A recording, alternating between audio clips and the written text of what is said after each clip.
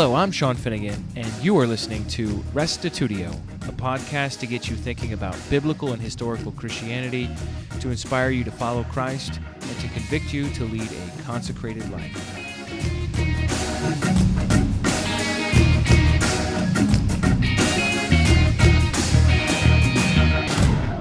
Today, Kegan Chandler joins me once again to talk theology.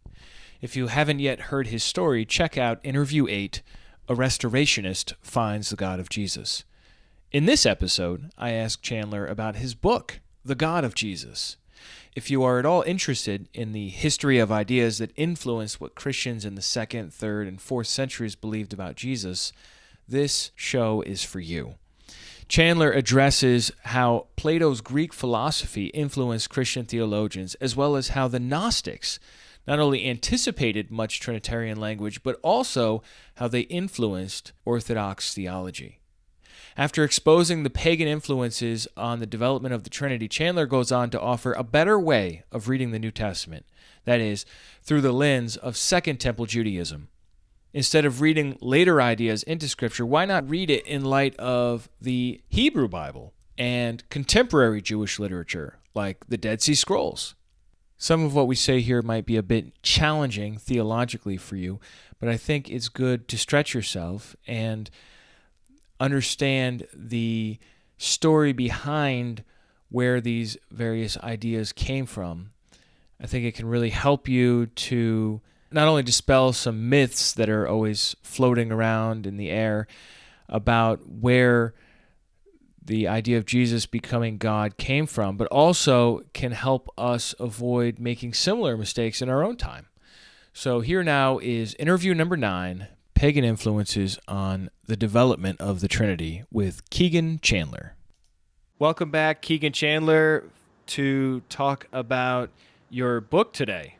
Yes. And so it's titled, The God of Jesus in Light of Christian Dogma, The Recovery of New Testament Theology. I love the title. I think titles should be long and descriptive, and so you get high marks on both right there. And it looks like it's weighing in at around 543 pages, so you did not cheap out on content here either. I feel like I cheaped out on myself, because if I really had everything in the book that I wanted, it probably would have been 3 times as long. But then no one would read it. Yeah, that would shrink the number of people that finish the book by probably 1/3. Right. Could make a great paperweight, though. Yes, it would. So here's the first question I have for you, and that is that since we already have so many books on biblical Unitarianism, what made you want to write this book, and what do you hope to accomplish with your readers for this book? Well, first of all, yes, there have been so many important books written by biblical Unitarians over the years. First of all, I would like to cite all of the books of the New Testament. But seriously. But no, there was a great Unitarian revival starting in Europe in the 16th century, reaching its zenith perhaps in the 18th century. I know you've done a lot of study on this. Dozens and dozens of great works from that time period. And in our own time, there are so many wonderful books. The work of Sir Anthony Buzzard and others have been so inspirational for so many people, myself included. But I believe that my own humble volume is a fairly unique contribution, at least amongst the literature in our own time. It's unique in its format, much of its content and approach, and particularly in several of the ways that it considers the doctrine of the Trinity through looking at some areas of church history which haven't yet been fully investigated. So I'll give you a little general overview here, and then we may be able to get into some specifics. But the book itself is a product of a nearly 3-year-long investigation into the doctrine of the Trinity, its history, and ultimately its impact on what are, to this day, very, very popular readings of the New Testament. It's fast-paced. It is information-packed. Like you said, it goes through nearly 500 years of church controversy over the Trinity, and at the end provides some answers for some of the more challenging aspects of the New Testament today for modern readers. Now, the first part covers that developmental history of the Orthodox Trinity doctrine, some of its early challenges and challengers. Some people were usually not made very aware of.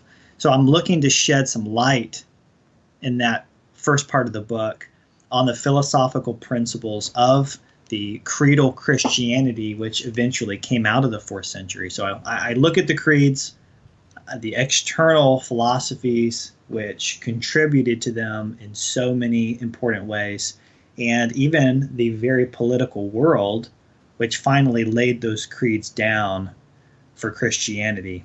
In the second part of the book, I take a look at the New Testament in light of that history that we had just encountered. So I take a look at the very vibrant world of first century Judaism, Jesus and his Jewish disciples' teachings set within that world. So I'm looking at information that we've discerned from the Dead Sea Scrolls, from other Jewish literature about first century Jewish thought, which is, an ever expanding field even today. And so I expound on the biblical Unitarian interpretation of the New Testament, which is one that I believe, and I know that you believe, takes all of that history and all of that language and culture into account far, far better than its rival interpretations. So I'm looking to answer a couple of questions in the book, and questions which I believe a lot of readers have had for a long time. Number one, where and how did we get those creedal statements, which so many Christians today are convinced define true Christianity? And what place, if any, do those philosophical concerns that are found in the creeds, what place do those have in the historical theology of Jesus? And so in light of that history about the Trinity and the history of the first century Jewish world, we're trying to answer whether or not the Orthodox interpretation of the Bible really is our very best option, right? Or is it an inferior theory? Is the Christian Trinity the best answer that we have today for that question of who is the God of Jesus? Who is the God of the historical Jesus? So that's a basic overview of the book, and we can maybe get into some more details here. Would it be fair for me to summarize part 1 as where did the Trinity come from? And then part 2 is what does the Bible teach about God and Jesus? Yes, that's right. And the subtitle for the book is The Recovery of New Testament Theology. So part 1 is called The Eclipse, and it's essentially what happened.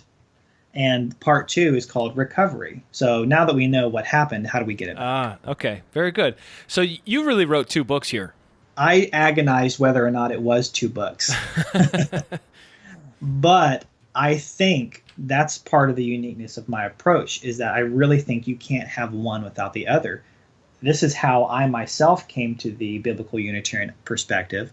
I was looking to answer that question, who was the first Trinitarian, and was that Jesus? Right. So I think it's very powerful. It's a very unique way to deliver this message out to people, is to have them consider both.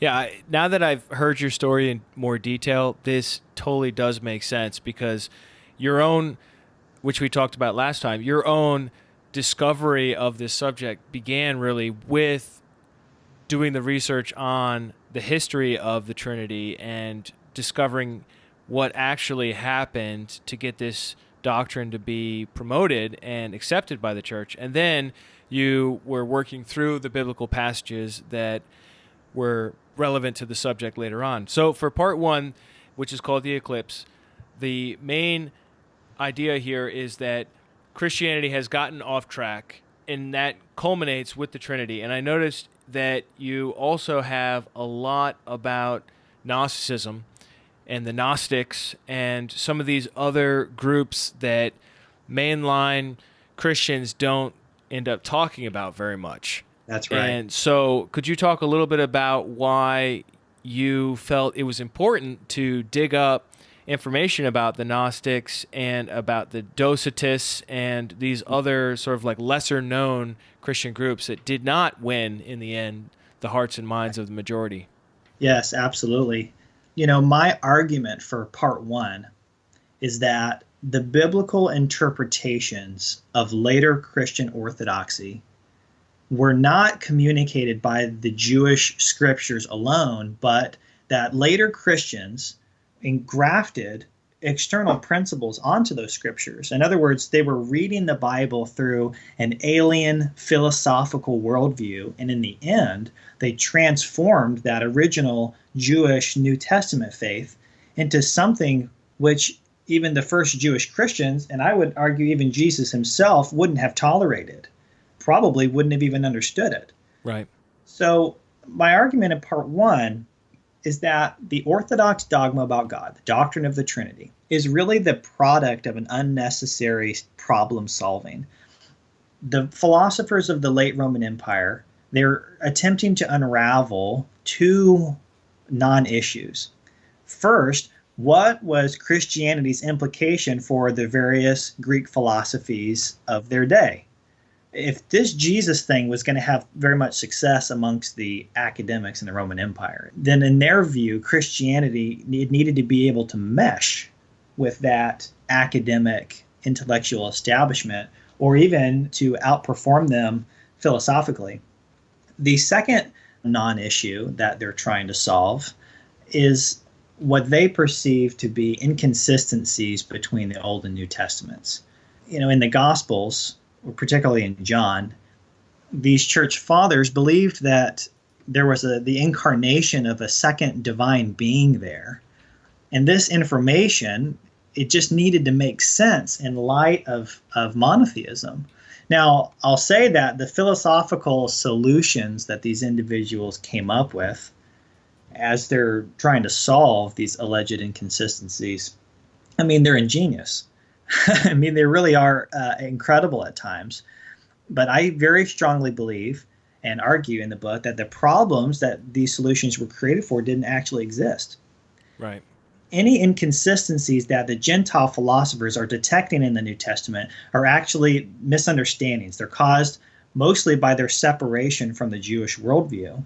And the conclusions, on the other hand, that they ultimately did come to about the God and Jesus who are in the Bible were enabled only by their Platonic and surprisingly even Gnostic saturation. So it was really these two stumbling blocks. On the one hand, the disconnect from the Jews and the saturation in Hellenistic formulae.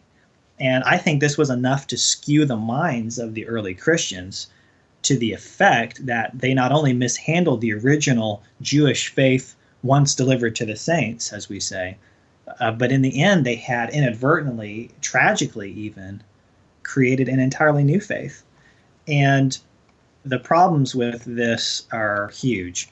To speak about Gnosticism for a minute, this is one of my main areas of research, and I don't think we really have time to get into all the details about Gnosticism, but I would say my book might be a good place to start for your listeners, or there are tons of other books out there on what the Gnostic family of Christianities were.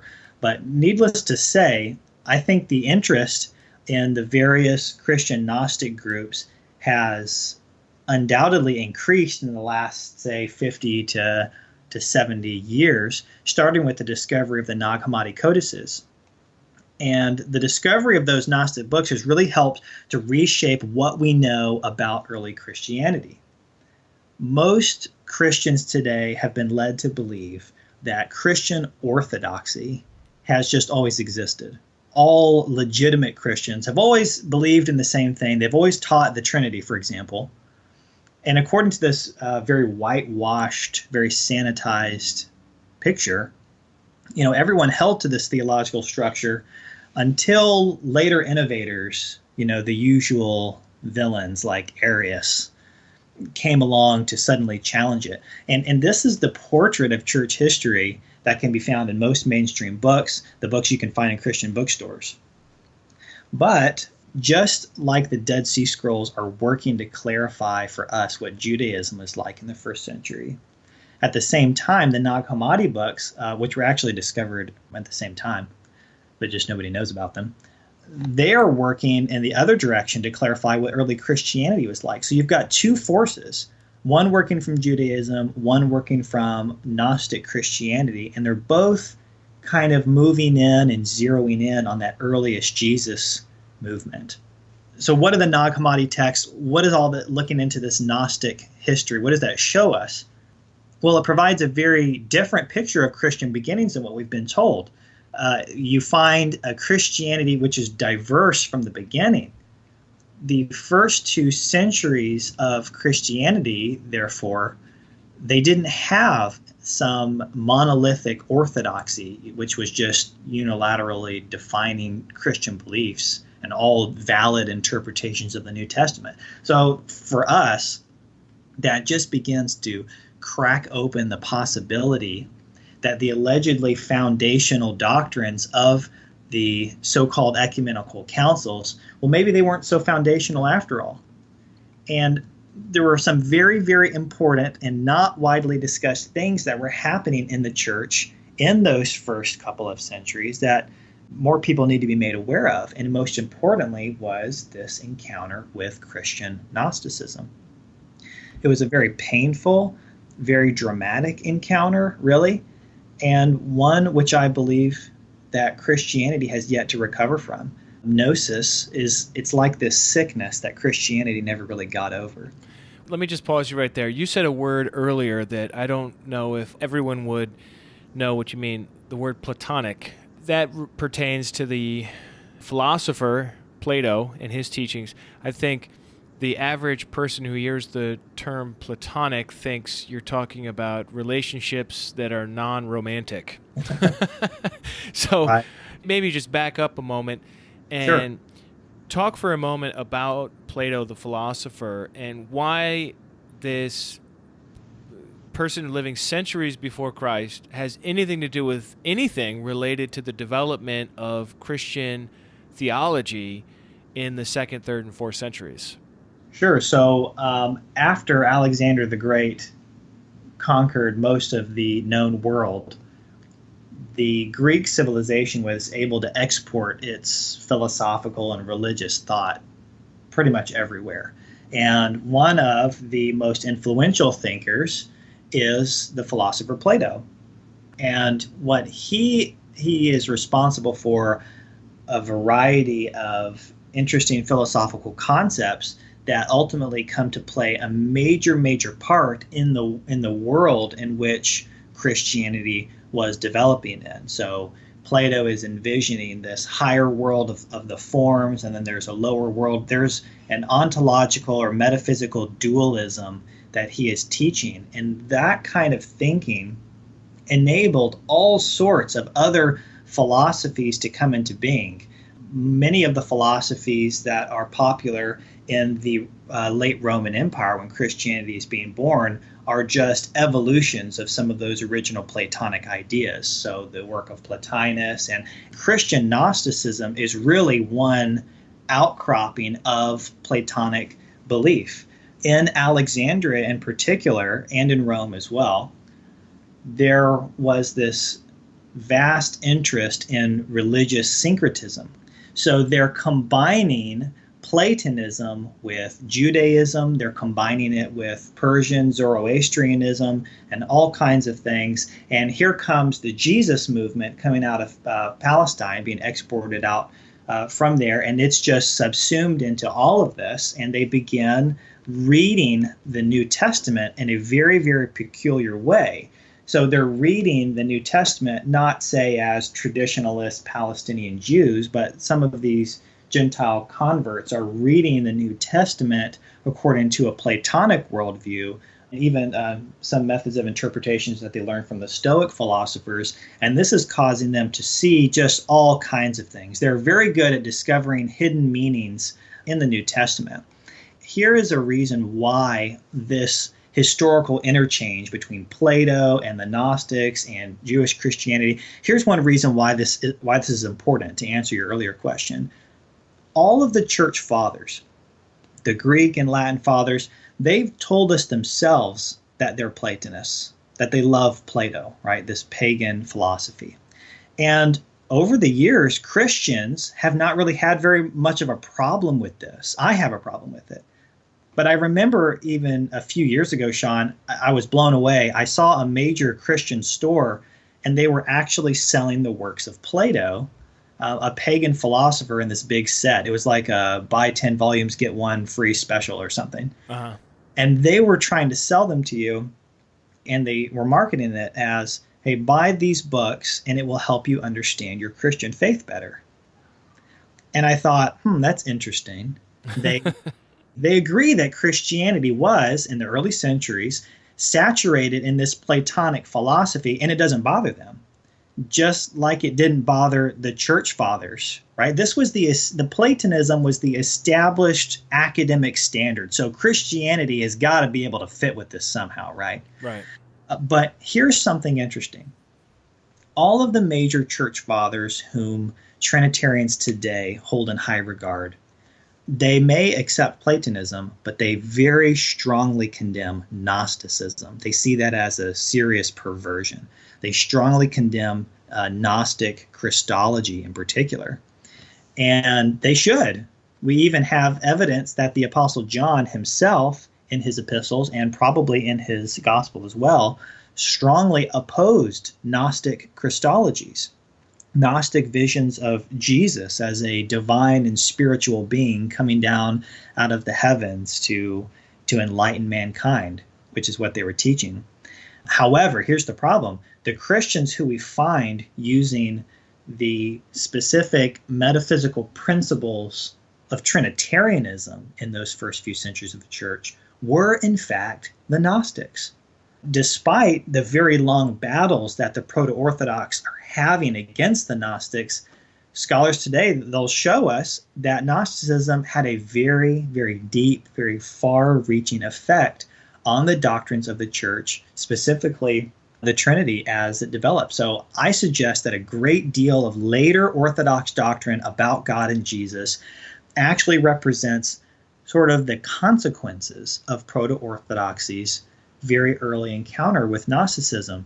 I think Christianity was able to retrace Gnostic theology, to kind of repackage it in the 4th century in the doctrine of the Trinity and in visions of Jesus and elsewhere, only because it had been saturated in those Gnostic sensibilities and concerns in the 2nd and 3rd centuries. So what would be some specific parallels between Gnostic theology and the Trinity idea as it ended up developing? Sure. So one of the things I go into in my book is how they're viewing the divine substance or the divine essence. If you look in the text of Nag Hammadi and elsewhere, you'll find that it is the Gnostics who are the ones who are pioneering these ideas of plurality within unity, of defining the Greek philosophical word hypostasis along those personal lines, as a person. Some of these things which we identify today as very Trinitarian or very Orthodox actually appear to have their genesis in some of these very, very early speculations that the Gnostics are having. For example, Plotinus, the so-called founder of Neoplatonism, is often credited for some of the development of the ideas of emanation or procession, right? And you can see some of those ideas still intact inside of the Orthodox creeds with the procession of the Holy Spirit. Right. Plotinus is often credited as the one who came up with that, and all the church fathers being Neoplatonists. It's very easy to identify him as the source of that, but there's a lot of research that's come out in the last couple of decades that shows that the Gnostics are actually the ones who are beginning to form these ideas, and then essentially Plotinus is adapting those concerns into his own theology, which in turn is getting passed on to the Christians. But sometimes the interchange between the Gnostics and the Trinitarians is even more direct. And I think the best place to locate that interchange is in Christology. This was happening in Alexandria and in Rome, in the philosophical centers of the empire, and especially in Ephesus. Gnosticism was having a serious effect on all Christian thinking. It was very, very popular. I think the history of Christianity is far more Gnostic in its early years than people have been allowed to believe. And sometimes it's difficult for us to see exactly how Gnostic ideas affected Trinitarian development or Christological development. And that's because the Gnostic ideas underwent a sort of transformation, or probably a better word would be a sanitization. Fathers like Clement of Alexandria and Origen and others, they were on the one hand arguing against the Gnostics and at the same time adapting some of their concerns into their own systems. So we had what's been called a sort of crypto-Gnosticism that's taking shape in Egyptian Christianity in the 2nd and 3rd centuries, which is giving us certain features like the eternal generation of the Son and some other things. And this ultimately is the kind of activity that set the stage for the very radical developments that are ran through in the 4th century. At the end of that process, we find this Trinitarian Jesus who shares many fundamental features with the Gnostic families of Christologies. So the essence of the Docetic Gnostic Christology that you mentioned earlier was that Christ is not a man, but he's God who took on the form of a man to himself. And in the Cerinthian and the Valentinian Gnostic Christologies too, there's a couple of those, Christ is also not a man, but the Savior is God who has eclipsed a human being and ultimately subjected his properties to his divine personal center, while at the same time preserving a complete and functional human nature. And all of these different Gnostic Christologies, at the very least, align with Christian orthodoxy on the point that the divine Savior was not a man, but he is God united with human properties in some way. Do you think they had a problem with the idea of humanity, that it was unfitting for some reason for the Savior of the world to himself be a human being? Absolutely. Christian Gnosticism is predicated upon a Platonic worldview, which sees the material world as somehow broken or imperfect, and the highest, best, most unchanging principles belong to that higher world. And that dualism played a major part in Gnostic Christology. We, they would say, are divine sparks trapped inside of a broken or corrupt existence. The Gnostic Christians even went so far, going beyond the Platonists, they went so far as to say that the demiurge, or the God who created this world, was actually evil or wicked or incompetent or both. And so our goal is to kind of escape the body. But that's not the view that I see Judaism having. I find Judaism holding to a very high view of humanity. I think we see that in the Psalms and Psalm 8 and all the way through the New Testament. And Jesus is certainly representative of the high view of humanity that the Bible has.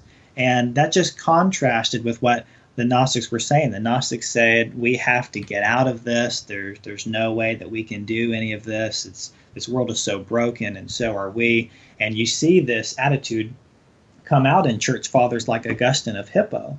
Most people don't know this, but Augustine of Hippo, who is one of the most influential Christian writers ever, who himself wrote many books on the Trinity and contributed a lot to that thought, he was actually a former Gnostic, a former Manichaean Gnostic. He was a hearer in that community for over 10 years. And that thinking, that world, I should say, ultimately contributed to his own very, very low view of humanity. So once all of that set in the 4th century, it became increasingly hard for Christians to view humanity as somehow capable of doing the things that Jesus did, and just served to cement all of those creedal decisions that they had made all throughout that century even further. So other than these Gnostic discoveries you made as being influential in the development of the Trinity idea, what would you say would be the most surprising facts that you came across in your research? Well, the great affinity that some of these basic Gnostic ideas have with Orthodox Trinitarianism. And another thing that really shocked me was the highly political nature of these Christological controversies and the degree to which the Roman state had a hand in deciding exactly what was going to go down on the books. Most people are completely unaware that Nicaea was not the final nail in the coffin for the idea that Jesus isn't God. I've got a book here on my shelf, a church history sampler kind of book that you could pick up at a Christian bookstore. And if you flip to the page on Nicaea, it says, Nicaea settled the controversy, over who Jesus was. It was just over. Now, I know that you know, Sean, in your own studies. That's so irritating. It's so irritating. That's just absolutely not the case. The homoousion doctrine that was introduced at Nicaea, as you'll see in the book, was not a part of Orthodox Christian confession. It was seen and had been seen for many years as a very alien term. In fact, in 268, it was actually rejected in a council of the Church of the Synod of Antioch. The homoousion, the central feature of Nicaea, it was not an encapsulation of what all Christians had just always believed for hundreds of years until Arius came along. Yeah. The homoousion was seen as something very, very alien. And as you'll see in the book, this was not something that the parties involved at Nicaea were actually comfortable with. Let me take you back before you started doing the research on this to when you were a happy, confident evangelical. I wonder, what was your perception of Arius at that time? Had you ever heard of him, or was it just Sure. like there's this weirdo that had these bizarre ideas and the church defeated him? Sure. Well, I perceived Arius or any of these conflicts through the lens of that evangelical upbringing that teaches me that Jehovah's Witnesses are cultists who are just resurrecting long dead heresies, and this has all been settled and you don't really need to worry about it. I knew who some of these characters were, but I just assumed, well, God must have been the one that orchestrated these decisions. Right. God was providentially involved in historical development. Yeah. He was in it. He was there guiding the council's decisions. Yeah. And I'm sorry, when you crack open just any history book on this topic, you very quickly find a lot of reasons to doubt that. Yeah. I mean, the sheer criminality and political chicanery that is involved to lay some of these things down, the bribery, the murders, it's just really, really incredible. And that controversy is what I want to bring out. That's what I want to show people, that this was not some open and shut thing that was settled in Nicaea in Turkey in 325. In fact, immediately after the conclusion of Nicaea, the homoousion, the idea that Jesus and God the Father are of the same substance or consubstantial, it was overturned repeatedly over and over again by major councils of the church, some of which had attendees of bishops which doubled that of the population of Nicaea. And there's just an entire sordid history there that I believe has been whitewashed. It's been kept out of view. At the end of the 4th century, they are effectively going back and rewriting the history books to make it seem like this is just what everyone had always believed. And this is not just me saying that. This is just the standard understanding that modern scholars have. So I think it's our job for people who are interested in this, who have the energy to do all of this, to bring some of this scholarly awareness of the real climate of the development of Christianity, to bring that down into the real world for people to take a look at. And I think when people do that, they're going to be very surprised, and it's at least going to provide a basis for questioning. Yeah.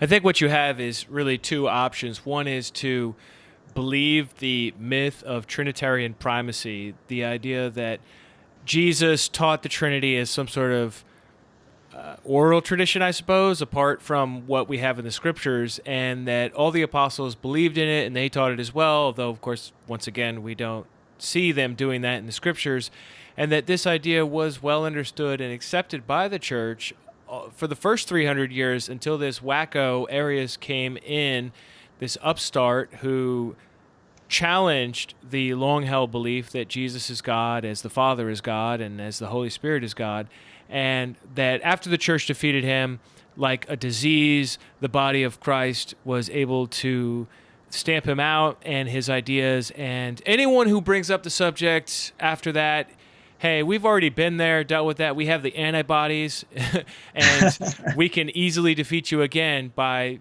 basically smearing you and lumping you in with other weirdo groups that also deny it. So that's one option. The other option is to do the hard work and to not just rely on Christian apologists who are obviously arguing one particular perspective, but go to some of the more historically minded scholars like RPC Hanson, for example, in his Search for a Christian Doctrine of God, or Richard Rubenstein.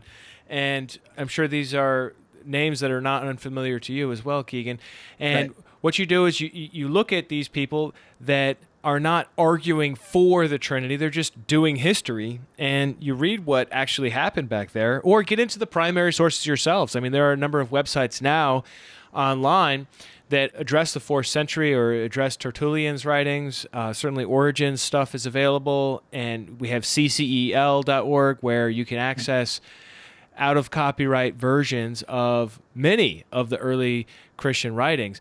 And do the hard work to figure it out for yourself. I feel like you've done that, and that's what this book does, is it sort of gives people access to that whole world of what is not talked about in church, certainly, or even in seminary many times, where they're just going to give you the whitewash version of the history. So I think this book is definitely filling a niche that needs to be filled in order that people can see what actually happened. It's almost like you're doing investigative work here, Kegan, where you're digging up what actually happened around the crime scene of the identity theft of the Son of God.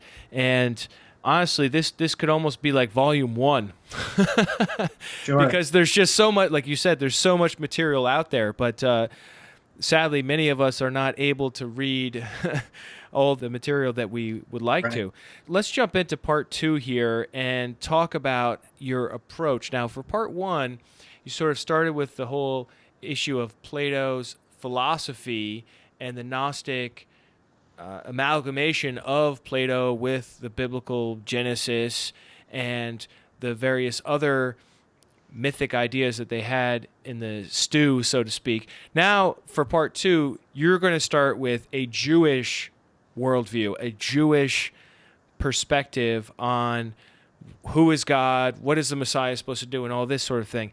Briefly, make your case a little bit here. Why start from a Jewish perspective? Sure. Part 2 is very important because we just got through in part 1 all of this incredible, very painful history. And so now what do we do? Well, it's important to look at the Jewish documents of the New Testament through a Jewish lens. Remember, that's where the church fathers, I believe, went astray, is when they were disconnected from that Jewish worldview, and they adopted instead a Platonic and, unfortunately, many times even Gnostic outlook. So I think if we're going to reconsider what the New Testament actually does mean, then we need to try to get back to basics there. So my overarching questions I'm looking to ask in part 2 is, what does the New Testament mean when it talks about God? What does Jesus actually mean when he talks about God? I think in light of all the evidence, what we ultimately find is a Jesus who isn't God himself. He doesn't claim or think that he himself is that one God. He's not the spiritual divine being of Gnosticism. Instead, he's someone who has a God, someone who genuinely worships a God, the ancient God of Israel. I love that verse in John when Jesus says, "It is my Father about whom you say he is our God." So he's working through this as well. Who do the Jews say is their God? You know, over the years, so many people have considered Jesus to be the object, the objective of theology itself, not necessarily as someone who actually has a theology, but he does, and it's an acutely Jewish one. And when we're looking at the theology of Jesus, we've got to make sure we keep it in that first century Jewish worldview as opposed to a fourth century Greco-Roman worldview, which is concerned with many different things that Jesus just is not. So returning to the Jewishness of the New Testament, to the Jewishness of Jesus is our starting point. And when we do that, we very easily, very quickly recognize that there is no evidence that Jesus was educated in any of those Greek philosophical schools. Now, Sean, I need to mention this. One mistake that a lot of people make when they're looking into these matters is that they tend to conflate all of the Judaisms together. Right. First century Judaism is very diverse, just like modern day Christianity is diverse. We've talked about a lot of denominations today. But there were Judaisms just like there are Christianities. So when we encounter a Jewish text from that period, like the writings of the New Testament, I think we should first try to identify which Judaism are they representative of. There is a world of difference between the mystical Hellenistic Judaism of Philo, for example, who was actively combining Platonic and Stoic philosophy with Judaism. There's a difference between that and the Judaism of, say, James and Peter. And when we look at Jesus, it's clear to me that the mystical Hellenistic Judaism, that syncretistic Judaism of Philo, did not form the background of Jesus' thought. Rather, it was a more traditionalist Palestinian Judaism that formed that background. And so this, for us, forms a sort of key for interpreting some of the more challenging sayings of Jesus, say in the Gospel of John and even in Paul. And the point is that Paul and John can contextualize their gospel, even in Greek categories, and still not form the basis of their own thought. And I think this kind of analysis can help us understand why John, and a few times with Paul, appears to represent some concepts which kind of sound Trinitarian at times. But I think the Dead Sea Scrolls and other Jewish literature have come a long way in helping us to better identify what they're actually saying, what is actually happening in the New Testament. For example, language and ideas which Christians have long taught us plainly indicate Trinitarian principles, right? So the heavenly language of Jesus in the Gospel of John. We find some of these ideas actually in the contemporary Jewish literature, and we know that they weren't Trinitarians. The Qumran community, in particular, responsible for the Dead Sea Scrolls, they really demonstrate pretty surprising sympathy with the sensibilities, with the exegetical habits of the first Jesus community. So much so that I wouldn't even put a break between Judaism and Christianity as two different religions. The first Jewish Christians certainly saw Jesus as the Messiah. They may have had a new attitude towards the Gentile, and certain eschatological expectations are thought to be fulfilled by them, and others are drawing near even now. But there's nothing, Sean, in the first Christians' teaching about God which pushed them beyond the boundaries of that very Jewish identity. The first Christians are in no way challenging the established monotheism, a monotheism which had so alienated their people from the outside world. And that's why we don't encounter arguments about monotheism in the New Testament. Yes, there is apparently a deafening silence on the question of redefining God. And, like in the Gospel of John in particular, which of course is the most Unitarian text in the entire Bible, that's right. Ironically, you have all these statements where Jesus is clarifying his relationship with God. And then there are a few where his Jewish interlocutors, his critics, misunderstand him. And more often than not, what we find is evangelical apologists or Trinitarian apologists of whatever stripe seizing upon the misunderstanding of Jesus' critics. Absolutely. And quoting that back to us as evidence that Jesus was claiming to be God. That's right. It's just like, wait a second, you do realize you're quoting the person who's criticizing Jesus, right? This is one of these issues where if you start with the assumption of monotheism, or let me say it this way, Jewish monotheism, that we find throughout the scriptures. We find in the Pharisaic tradition, we find it within Qumran and other places that we have knowledge of. Then we start reading the New Testament, you're going to get a different perspective than if you start with later Christian theology, reading that back into the New Testament, or philosophical notions of Plato or the Gnostics and reading that back into the New Testament. So what ends up happening here in this section of the book is you lay out these various, it seems like, you do some positive theology work, but then you lay out some of these misunderstandings that perennially pop up, such as John 1:1, the word in the beginning. You have a chapter on the pre-existence, on what it means to be the Son of God, on the worship of Jesus. A lot of times people say, well, if you worship Jesus, then he must be God. And you talk about the Spirit, which is, of course, another of the three legs of the Trinitarian stool.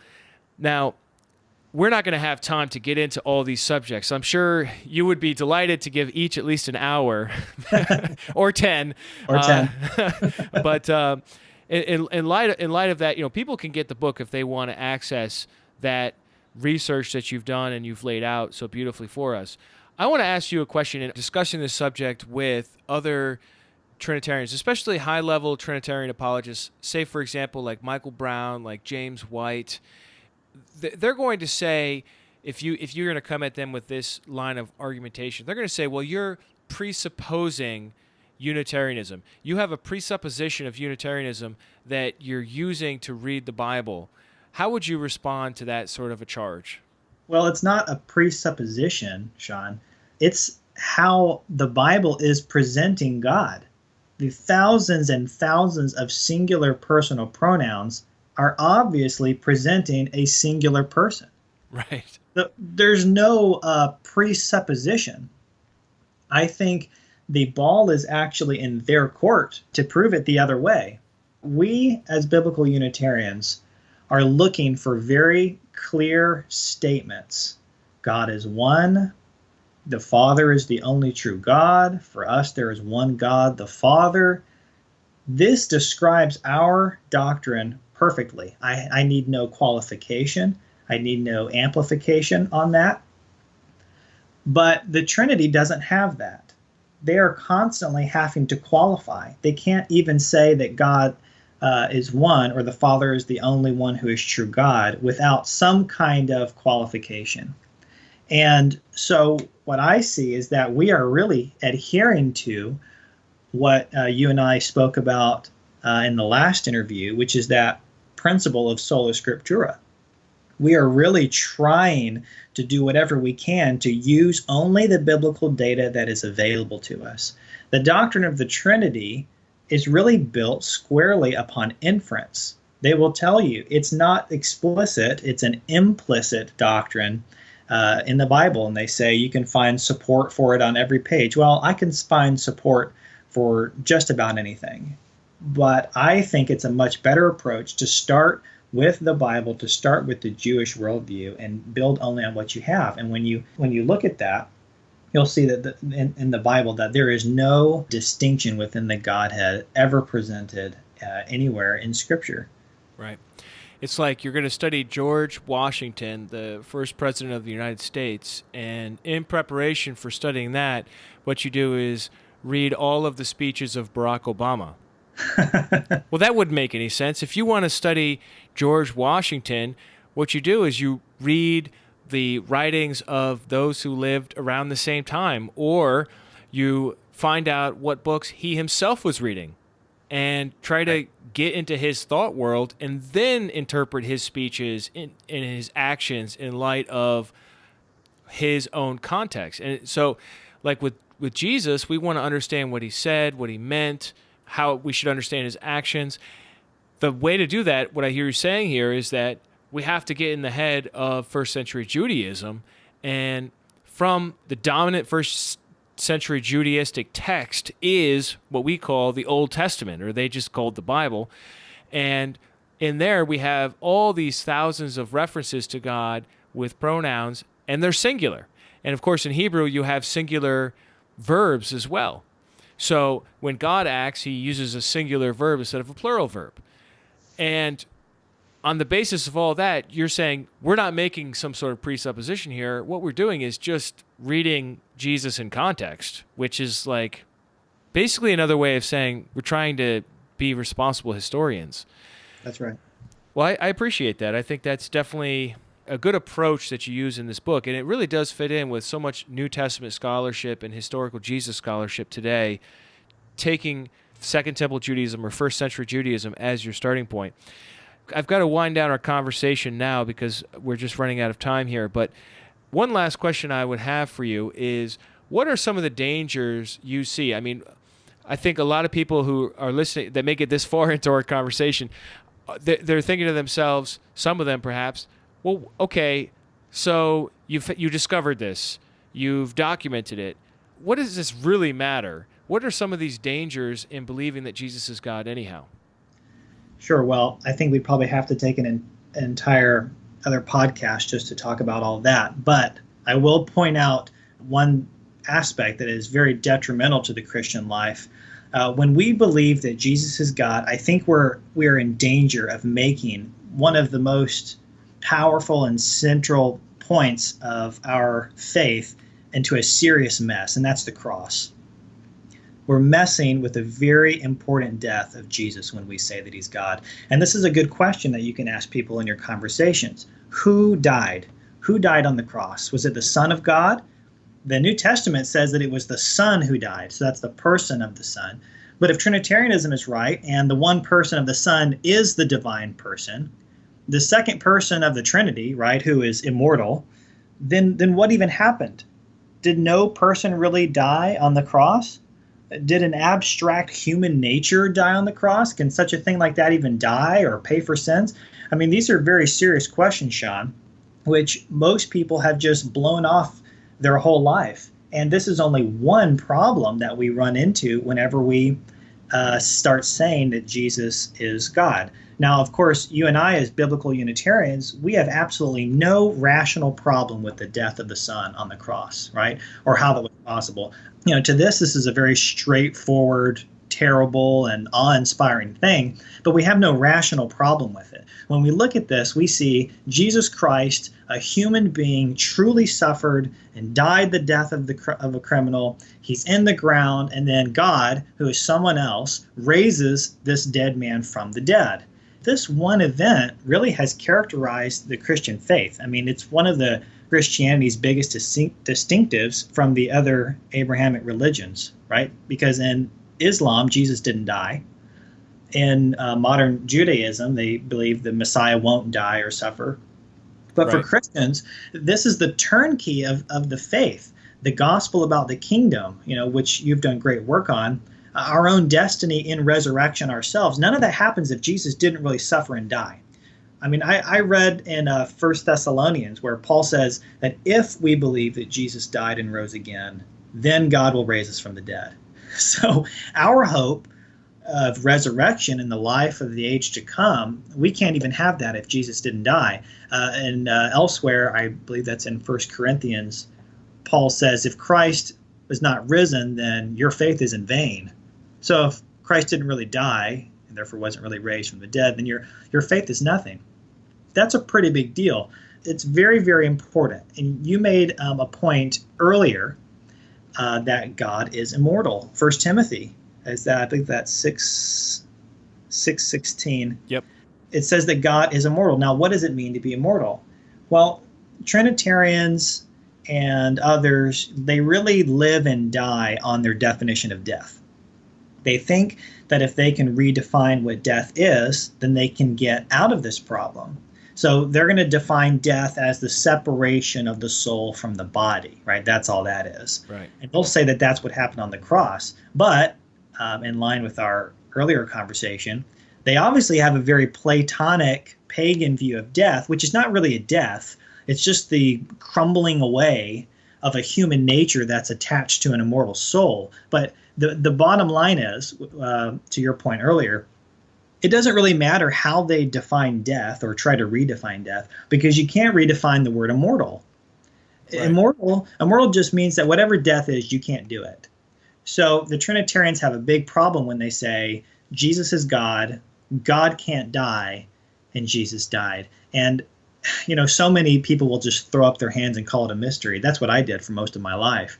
But what's interesting, the historical Christians didn't do that. They wanted to try to figure it out. And the first people who were trying to figure that out were actually the Gnostics. In the early centuries, the Gnostics are trying to rationalize the deity of Christ with things like the crucifixion or his suffering or things like that. So some, they said Jesus didn't die at all.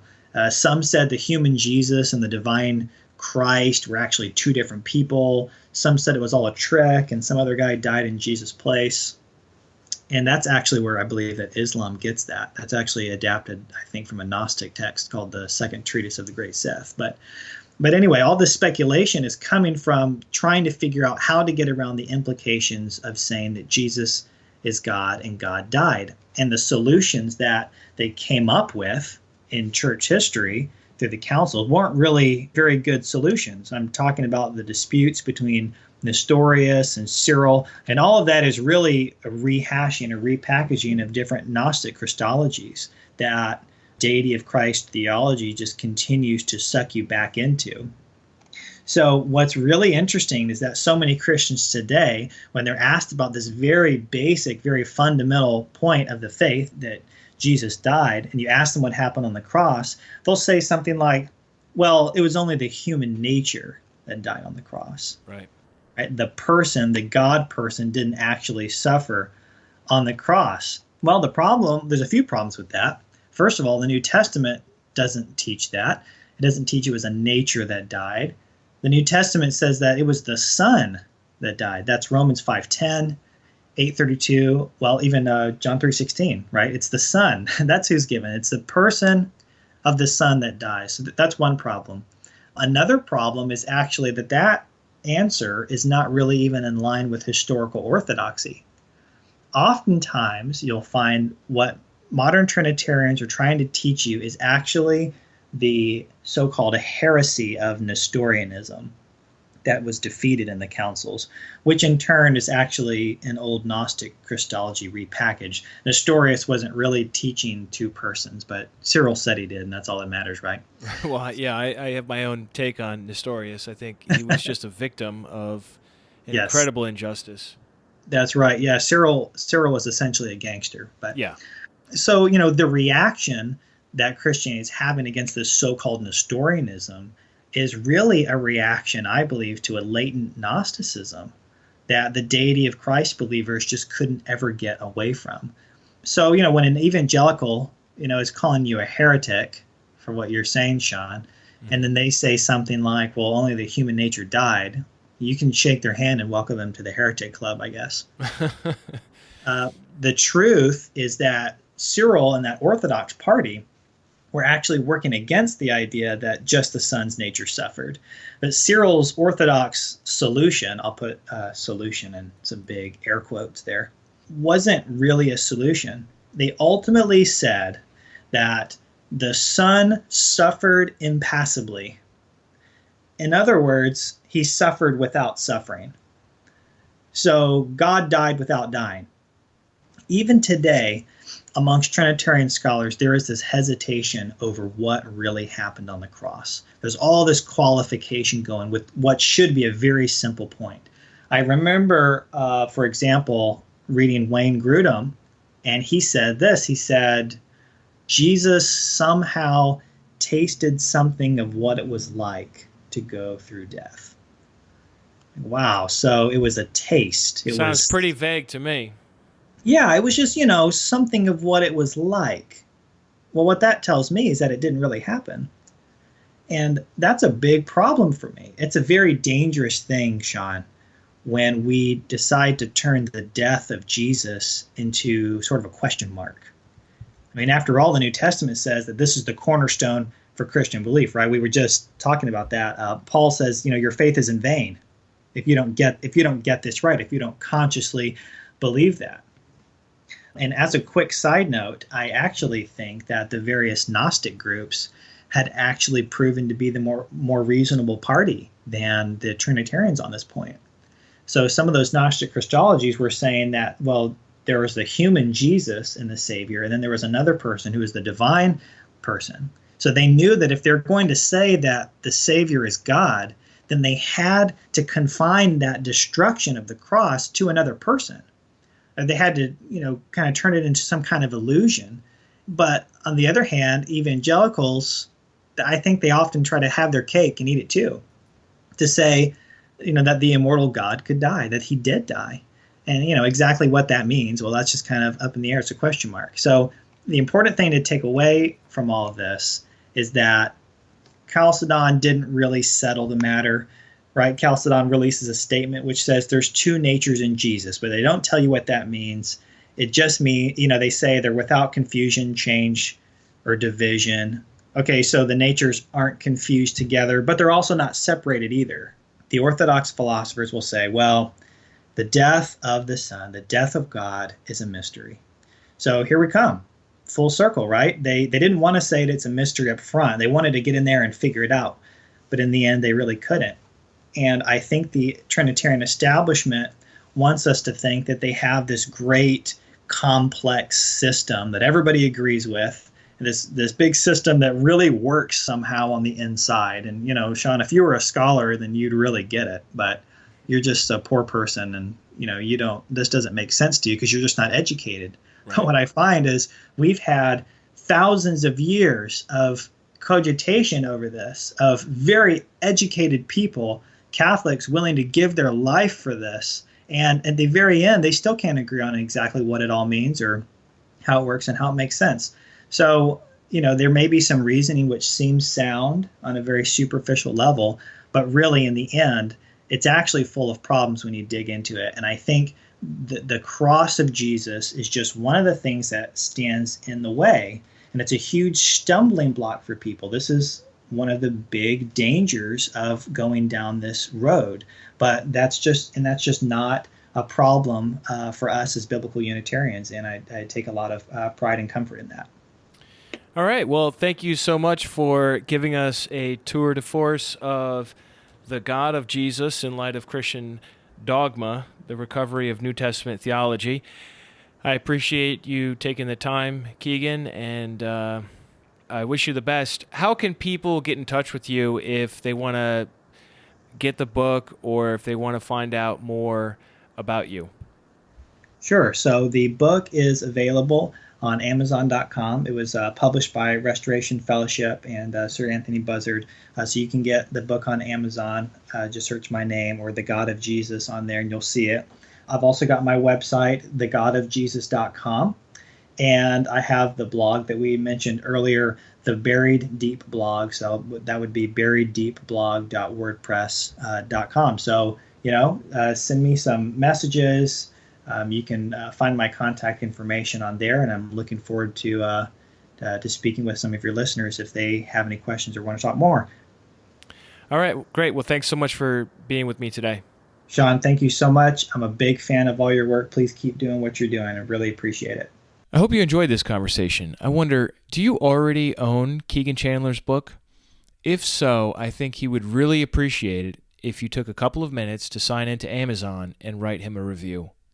When I checked, only 3 reviews had been written so far, and one of them simply said, good. If you want to support the spread of the ideas contained in this book, then writing a review will help more people come across the God of Jesus. Next week, we'll get back to our off-script roundtable discussion with Rose writer Dan Fitzsimmons and myself and address the question, is Christianity the only way to God? Stay tuned for that. Before wrapping up, I wanted to address a comment that Brian Kelly made on the Facebook page. Please forgive me for forgetting this last week, but I usually just scan the web page for recent comments and not Facebook. But here's what Brian wrote on Off-Script 15, Should Christians Celebrate Halloween? This is a topic which has as many takes as it does people discussing it. My children are all grown, so thankfully I don't need to deal with this anymore. One of the issues that my wife and I had was the use of the expression trick or treat. Although it seems innocuous enough, what someone is saying is, give me a treat or I'll do a trick on you. Not exactly what I want my children to learn. It would be interesting if you did an episode that handled the topic of doing things according to your conscience in a more general way. Where do you draw the line between something that can be done as long as your conscience doesn't bother and when is something a sin regardless of your conscience? A small note for Sean, when people say that Luther used bar tunes, it does not mean that he used tavern tunes. It is a musical term that has nothing to do with Christianizing drinking songs. Brian, thanks for the episode suggestion. There's definitely a gray area of acting in accord with one's conscience versus just outright sinning. On the trick-or-treat thing, I think the kids can just say, Happy Halloween when someone answers the door, and people are pretty much fine with that. The real difficulty I find is getting them to say thank you before bolting across the lawn to the next house. As for your point on Luther, I just looked this up, and you are definitely right about this. Thank you for pointing this out. I don't know where I had heard that Luther's "A mighty fortress is our God" came from the pub, but apparently it didn't at all. He came up with it on his own. Thank you for your feedback. On interview 7, A Restorationist Discovers the God of Jesus with Kegan Chandler, Joshua writes, "That was awesome, edifying, and heartwarming. An encouragement to be more intellectually engaged with our faith rather than bound by the arbitrarily low intellectual standards of institutional shackles. Just an amazing story. It would be amazing if more people took the history of dogma more seriously. The truth has nothing to fear." And on that same episode, Brian, a different Brian than before, writes, "What a great story. I'm anticipating the next installment. Aside from the well-known theological family and Mormon connections, I find his spiritual and theological journey very similar to my own, which is very encouraging. Thanks for sharing this interview." Brian, I thought you might feel a kindred spirit to Kegan. If you're not familiar with Brian's story, check out interview 5, Seeking Truth Wherever It Leads. Thank you, Brian Kelly, Joshua, and Brian Allen for writing in. I appreciate you guys taking the time to have your voices heard. If you would like to drop a comment, just go on over to restitutio.org, where you can find an archive, a bunch of articles, and other resources and links. Thanks, everyone, for tuning in, and please review Restitutio in iTunes so others can find this podcast. And remember, the truth has nothing to fear.